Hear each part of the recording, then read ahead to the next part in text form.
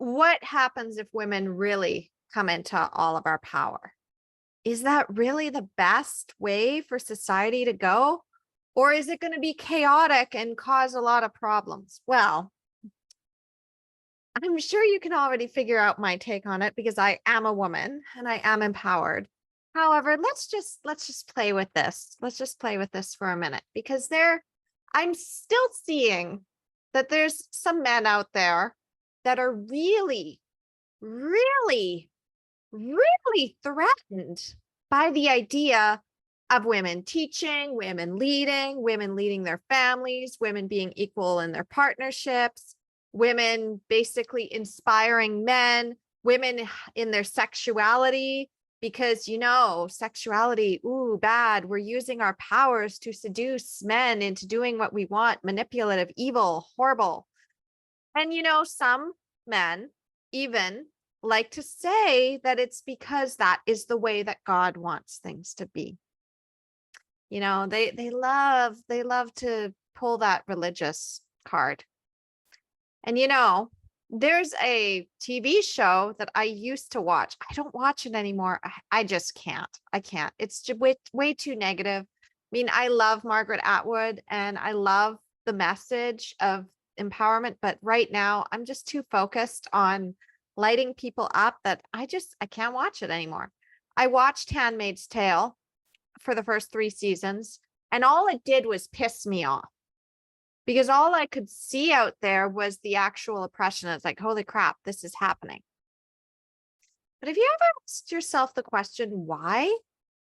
Why is it that men are so threatened by powerful women? Or more importantly, why is it that wounded men are threatened by women in power? Because I got a whole bunch of men in my life now, adopted dads, adopted granddads, adopted brothers that are just like, they are amazing. And they are fiercely standing for me being in a position of power. They are all for it. They understand, they recognize that women in power is a good thing. But let's just take, for argument's sake, let's take apart that example of what it says in a certain book that people like to interpret a certain way and then use it as their dogma to try to force others to believe the same thing. And they use it to oppress people and they use it to create like these horrible conditions for women. Let's just look at that for a second. Well, if you go back to the beginning of time, before that book was put out there, you have to really look at the historical context for things. This is what I do all the time in my teaching for birth too, is looking at the historical context. Why are so many women being treated like crap in the medical system? Why is it that childbirth is so rigidly controlled? Well, because first of all, when you have a child with the power of your own with the power of your own body, when you really have that empowered birth experience, do you know what happens? You can't be put back in the box. When you're tapping into your innate sexuality and you're not coming at it from a place of having to get something from someone, but just doing it out of your own expression, your own desire, and you're doing it from a place of power instead of a place of fear, a place of lack, what that gives you access to is your full range of power. Ladies, we are freaking powerful goddesses. We are freaking powerful. I can't say the word on Facebook, they'll censor me, but it's 3 letters, starts with an S, ends with an X. We're witches, okay? With the first letter in front of it. There is a whole bunch of power that we tap into every time the moon has a cycle, every time we have a cycle, every time the leaves change, the seasons change. We are tapped into that. We are literally tied into nature, and we're the ones that birth children. Like, we can literally create life. We are the source of all life. So when agriculture came around and men started to recognize that they had power in land ownership and they had power when it came to who would bear their children, there were a few men, probably some wounded ones with some ego issues, that decided to take what was beautiful about women and commoditize it. Well, what's the fastest way to keep your resources for yourself? Well, if you've got this powerful goddess and you want to disempower her, well, what do? You strip her of her sexuality, you strip her of her ability to be her full self, and you oppress her and you make her literal property. And then you convince her that the only way out of being this evil thing is through childbearing. Now, the thing is that there's hidden roots in that statement where, yeah, we actually do have access to more power through childbirth, but we have it all along. And what I do, of course, is with these mothers who have been oppressed and told over and over and over again that they are the lower ones on the totem pole and that they can only get so far in their career and they can't be in leadership roles. What do? I teach them how to have an empowered birth. What does that do with the rest of their life? Well, it does the same thing it did for me. You break free of those constraints and suddenly you see your full power and you tap back in to that energy, because birth and the 3-letter word that Facebook will probably not let me say because they've cut me off before, it's tied together. And I put those two things together all the time in my teaching and what I teach my clients and what I embody for myself. I mean, there is no accident that I am just dressed like in like this outfit, like shoulder bearing. How dare I, right? Because I'm a mom, I shouldn't do that. And when you see that all the time, you see moms who are like, I'm a mom now. Is it okay for me to wear this off the shoulder dress? Hell yeah, it is. In fact, go check out my mentor, my best friend, Danny Lala, and how she dresses. Like, she is just like the epitome of women's empowerment. She is a powerful goddess.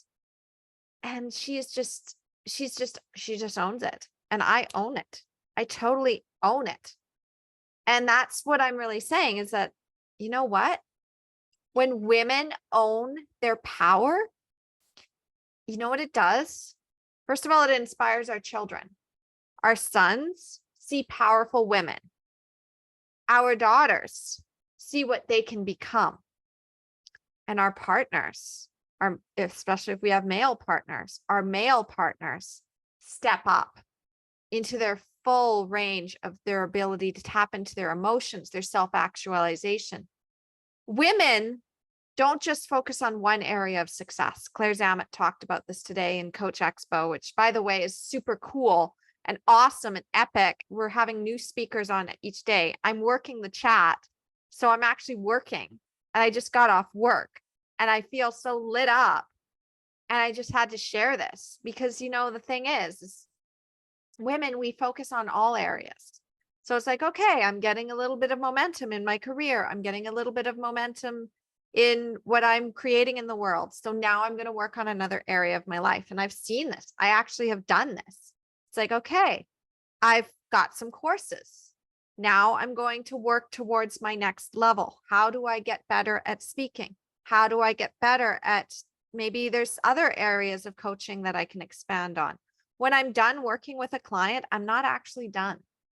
I'm constantly tracking for their next level and I'm loving them into it. Even if they're not working directly with me, I'm encouraging them to go to their next level. And I've got clients that are now like running businesses of their own, like they're creating their own things that they're doing with their partner.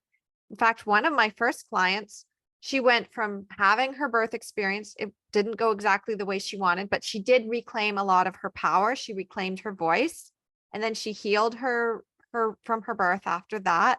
She worked on her relationship. She's got a more centered relationship with her partner. And then she's gone beyond that and she's creating things. In fact, she even created something recently for our community on how to heal from a C-section. Like she put that out there.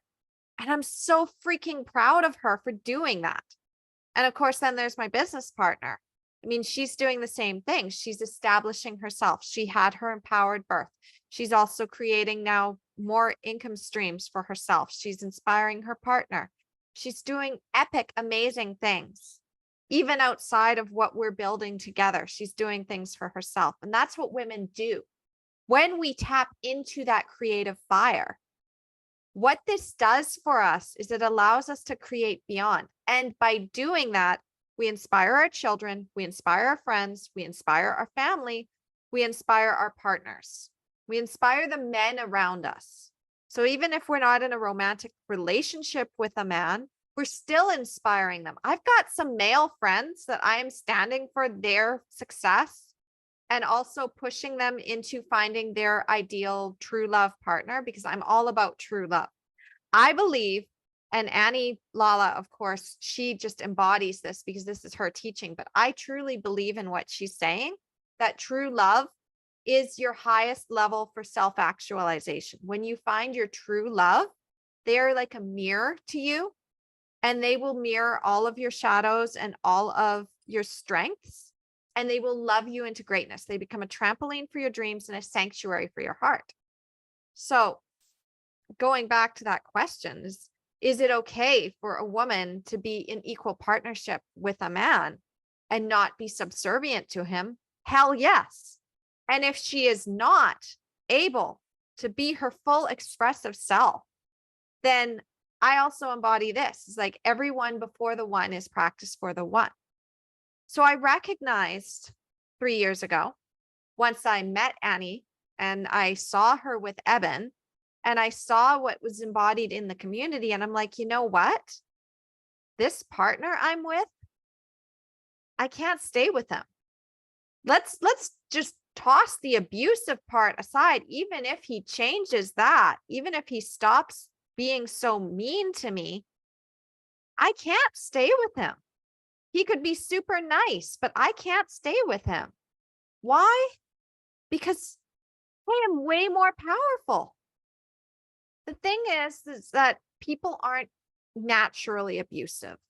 What happens is that when you rise up to a higher level and they're not meeting their full potential, you start to be a mirror for the fact that they are not at their high level potential. And women are really good at this. So again, why is it that there's a lot of men that are threatened? Because they want to stay. They don't want to do their work. They don't want to work and evolve.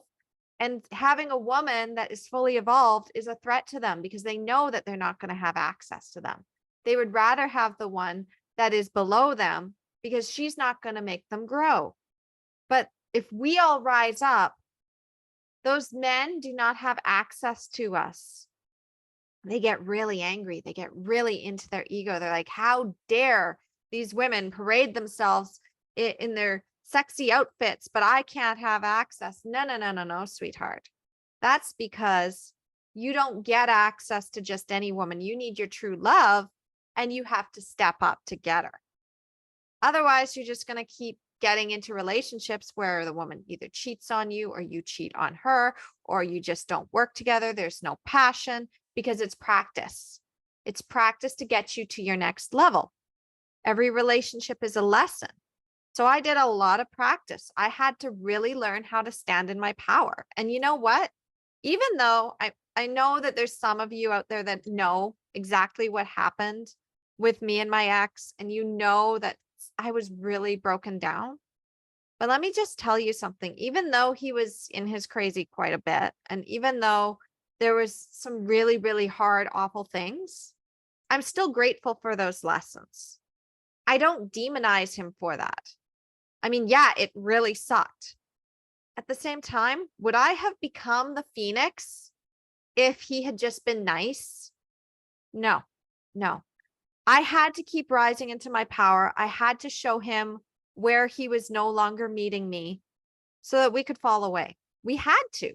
We were only meant to have those kids together. We were only meant to practice and grow as much as we can. And now, you know what? We're friends. Like I can be his friend. Does he still sometimes have his crazies? Totally. He's still got some work to do. I mean, everybody has work to do. There's only so much work you can do outside of a partnership. And that's why I am calling in my true love.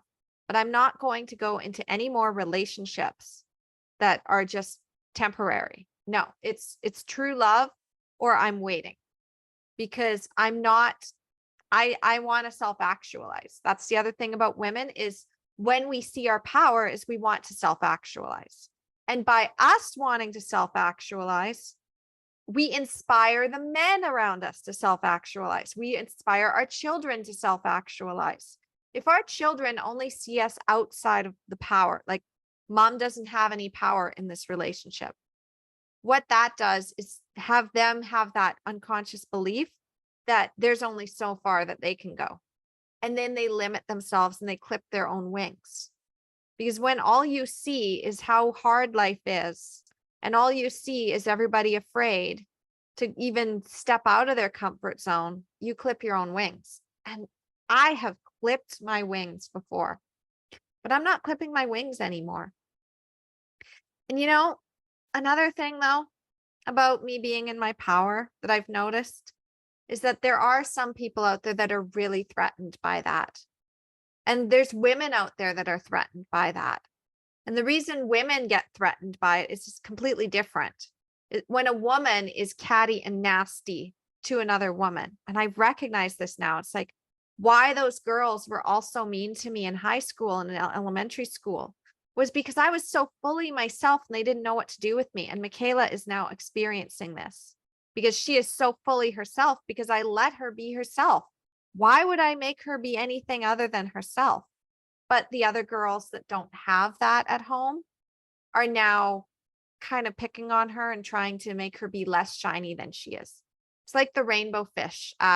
If you've ever read that story, I love the alternate ending that an evolved man created for his children. He actually created 3 different alternate endings for stories. So one of them was Love You Forever, where the son actually sets boundaries with his overbearing mother. And there's another one with the giving tree, where the giving tree actually tells the boy, no, I'm not going to let you chop me down for a house because I've given enough and I'm not doing that. Like she's very like, I'm not going to give everything to you. You need to give something to me. And then the rainbow fish, which is the one I'm going to talk about, which the rainbow fish was always so beautiful and brilliant. And all the other fish were always so intimidated by the rainbow fish. And maybe the rainbow fish had a little bit of ego, but the rainbow fish goes and talks to this octopus, and the octopus tells the rainbow fish to give away some of its scales so that the other fish can be shiny. But the rainbow fish is no longer shiny. And that you don't do that. Okay. You don't do that. You don't give away all of your light. That was my problem for a very long time. I didn't see that I needed to give that love to myself and then pour it out. Instead, I was just constantly pouring out everything and leaving nothing for myself. So I wasn't able to stay shiny. I was giving all that light to others.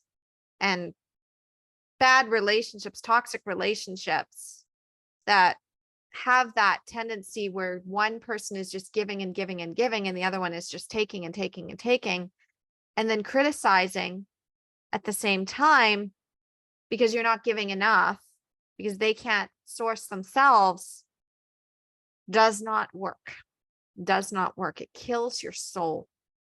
I mean, it's no accident that in 2018, I did a drawing that's now actually it's a painting again on my wall. It's a little fire fox and it's leaping out of the darkness. Now it's got a full moon behind it, but before it was just leaping out of the darkness. It was fire soul. I had all this passion that was coming out of the darkness. And there's no accident why I've got this picture behind me. Like that's my archetype. That's me coming out of the water with the phoenix rising. It's like that is me coming out of that darkness and rising anew. So like that is it though.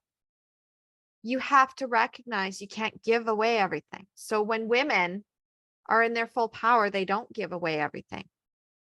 They don't just sleep with any man who says that they love them. They wait for the one, which is threatening to a lot of men who think that women are just a commodity that they should just be allowed to get without any work. Mothers do not apologize for taking a break. They do not just give and give and give and give everything to their family and have nothing for themselves. Instead, they say, look, I love you so much, sweetheart. Mommy really needs to rest right now. I can give you a hug and I can sit and I can read you a story. But no, I'm not going to play this game right now with you. No, I'm not going to fix that for you. You can fix that yourself. Like you already know how to do that, or I'll show you some steps on how you can do that. But no, I'm not doing everything for you. And being able to say no to things. I mean, how often is it like, well, you're a stay-at-home mom or you're a work-at-home mom and you make your own hours. So you should be able to volunteer for this thing. You should have time. I might have time, but I'd rather fill my time with something else. So no, I'm not going to do that. And being able to have those strong boundaries and say no, again, is good for humanity. Because first of all, it shows other women how to do it. And it also shows our children how to be more independent and to evolve to their next level, even go beyond us.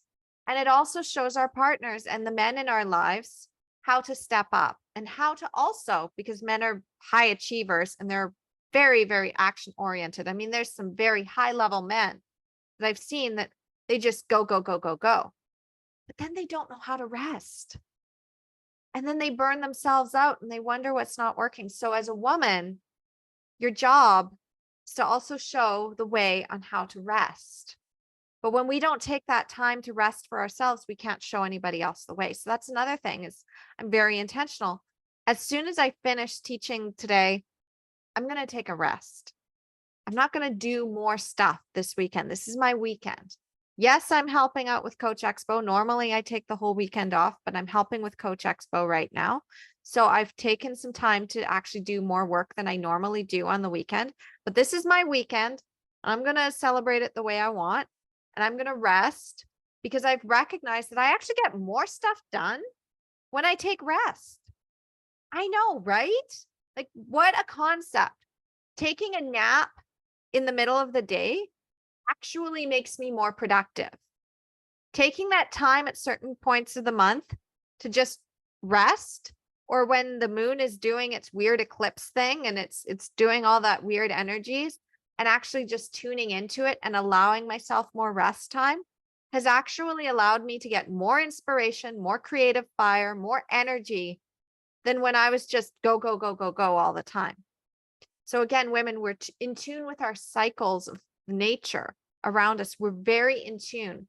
When we actually connect to the source of nature around us and recognize that there's a cycle going on, and we honor that, and we don't just try to push through by downing a bunch of coffee or staying up until 3 a.m. and just keep doing and doing and doing, but instead be like, you know what? I've done enough and I'm going to hire some help, or I'm going to ask my family to step up more and do some things for themselves. And I'm going to not worry about trying to do all of the things all of the time. I'm not going to be everything for everyone all of the time. I'm going to first be with myself and to really recognize that's like, you know what? I'm feeling a lot of emotions today. So I'm going to cancel everything and I'm going to just take some time for myself. That really is how you tap into your power. So, are women good leaders? Damn straight we are. We're meant to be leaders. Back in the pagan times, we were the high priestesses for a reason. Okay? And just because that word, the P word, that I am on a mission to dismantle, and I'm not even going to apologize for the fact that I'm dismantling it. Like that will allow men to have access to all of their emotions. They're going to be able to rest more. They're going to be able to create more at a higher level. They're going to be able to build more. Women will be able to create more. We'll be able to inspire our children. we're going to be able to create a more balanced, beautiful society where there isn't this huge hierarchy of class where people are all like inequality and fear and not having that prosperity and abundance. Like it's really lacking. I mean, there's so many people that are in this mindset that like there's just not enough resources. Well, you know how you create more resources? Women create more resources. We find a way. We know when something is enough, and then we let it grow back. So I'm just going to say it again if you didn't get it the first time. Any message that says that women should not teach, throw it out the window. That was patriarchy. That was control. That was trying to make it so that the top few would have the resources and the rest would all be working and slaving for life, and be grateful for it, because in the end, when they die, that's when they're going to get their reward. So keep working at it. Keep working at it. Haha, nice try. It was a really great lie for a while, but it's not true spirituality. It's not really what nature intended.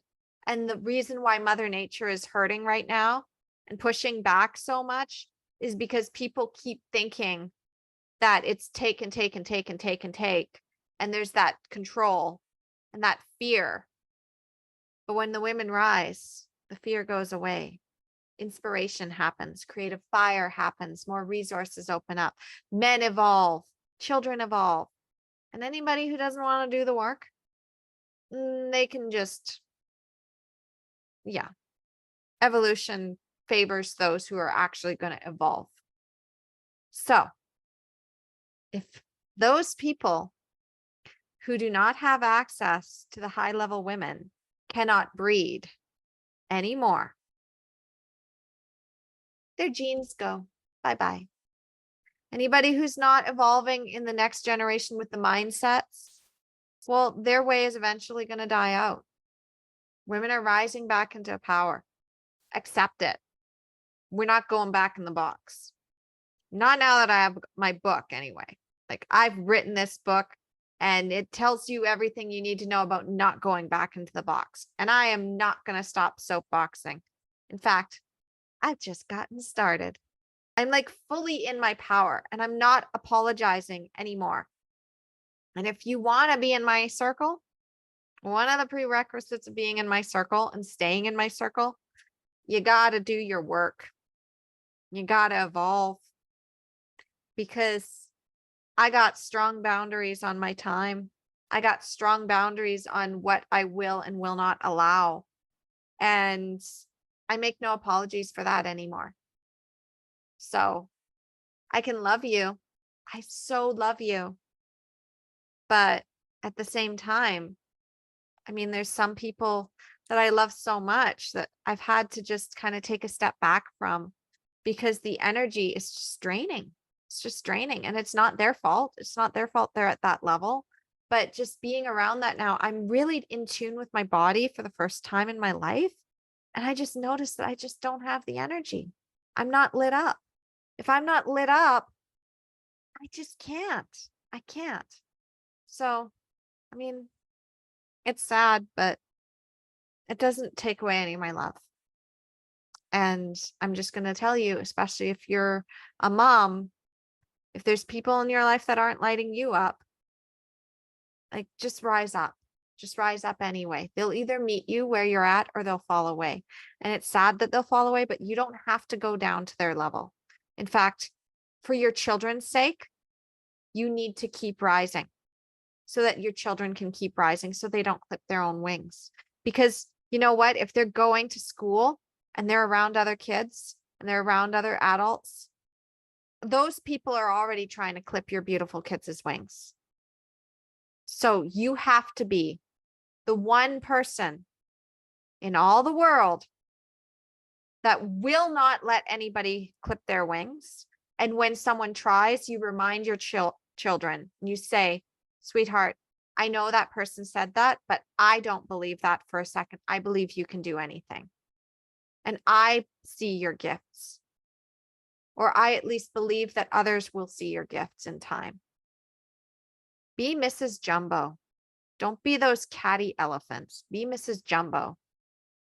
She already loved her son, even though he had those big, big, enormous ears. And what did Dumbo end up doing? He could frickin' fly. Could any other elephants fly? No, but Dumbo could fly. All right. So remember that your child, as unique as they are, as challenging as they might be, as confronting as they might be to other people, they're Dumbo. They have their own magic that has to be tapped out. Like it has to come out. And you've got to be that strong, fierce leader that isn't afraid of the oppression that will happen, because you know in the end, your child is going to thrive. And you know that the world is going to be a better place. Because, women behaving badly are the ones that make history. They're the ones that change. They're the change makers. We're the witches that they couldn't burn. We're the ones. So step into your power, ladies and men. Start recognizing that a powerful woman is an asset, not a liability. In fact, she, if she is your true love, is the one who's going to give you access to all of your magic. But until you see that, you're just going to keep going in the same pattern. So you're not going to fully evolve. I'm sorry. That's the way it is. You're just not going to be able to reach that full potential until you have that trampoline for your dreams and sanctuary for your heart. I truly believe that. All right. So I'm going to go and take a nap now, because I have been just putting my magic out there and I need to go and give it back to myself. I love you. Bye.